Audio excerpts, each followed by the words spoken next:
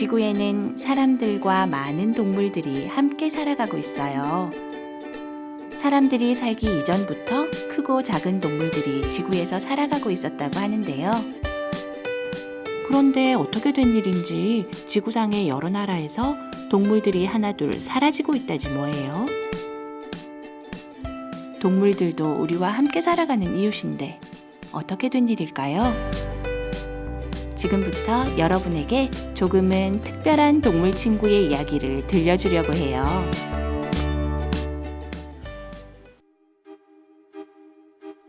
여러분은 단군 신화를 들어본 적이 있나요?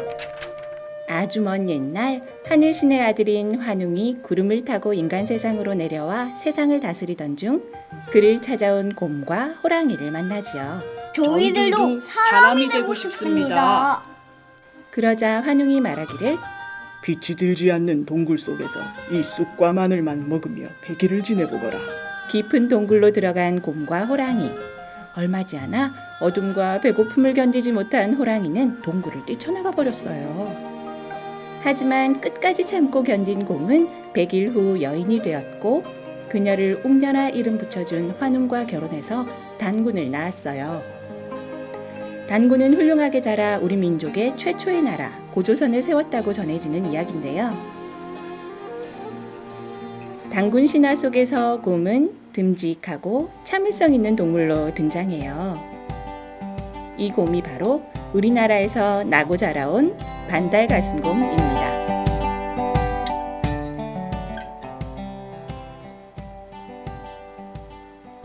실제로는 덩치도 크고 행동이 느려 보이는 반달가슴곰이지만 보기와는 다르게 그들만이 가지고 있는 독특한 특징들이 있어요. 그럼 반달가슴곰에 대해 알아볼까요?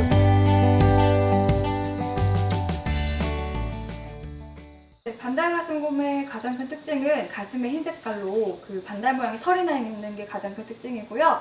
그리고 귀 같은 경우에는 미키마우스 귀처럼 커다랗고 둥근 귀를 가지고 있습니다. 그래서 이제 청각이 매우 발달되어 있는 동물이고요. 이게 무슨 냄새지?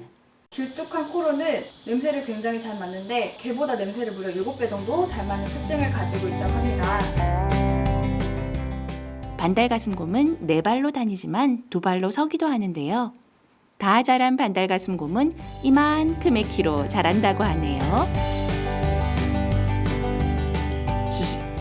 난 아주 길고 단단한 발톱을 가지고 있어서 나무도 얼마나 잘 탄다고. 난 나무 타기 선수.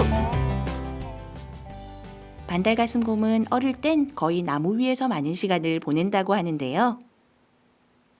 얘네들이 그 참나무류, 도토리 나무를 굉장히 좋아하는데요. 나무에 올라가가지고 나뭇가지를 부러뜨려서 그 나뭇잎사귀 나무 열매들을 먹고 쌓아놓고 부러뜨려서 먹고 쌓아놓고 해가지고 공중에 침대 같은 걸 만드는데 그거를 3글자로 산살이라고 합니다.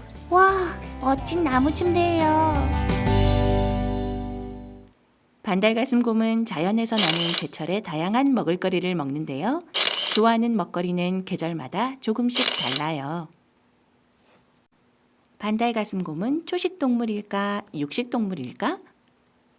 초식과 육식을 함께하는 잡식성 동물이긴 하지만 나무에서 나는 먹거리를 주로 먹기 때문에 초식동물에 가깝다고 합니다. 배도 부르니 이제 산책을 좀 다녀볼까?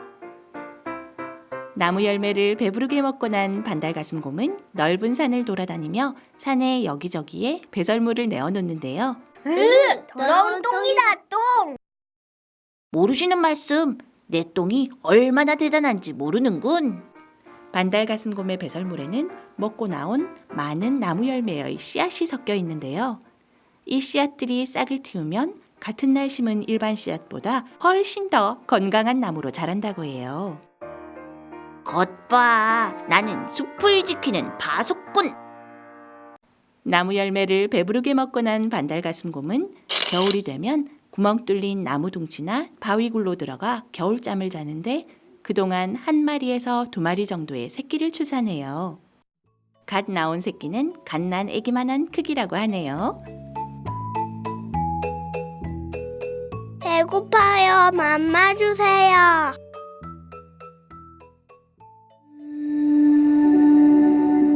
백두대간을 따라 자연에서 자유롭게 살아가야 할 우리나라의 반달가슴곰. 하지만 지금은 그 수가 무척 줄어들었대요. 그래서 멸종위기 동물로 분류되어 사람들의 보호를 받고 있다고 합니다. 멸종 위기 동물이 뭐예요? 네, 멸종위기 동물이란 옛날에는 그 수가 많았지만 머지않아 모두 사라지게 될 위기에 놓여 있는 동물들을 말하는데요. 멸종될 위험이 심각한 정도에 따라 몇 단계로 분류하고 있어요.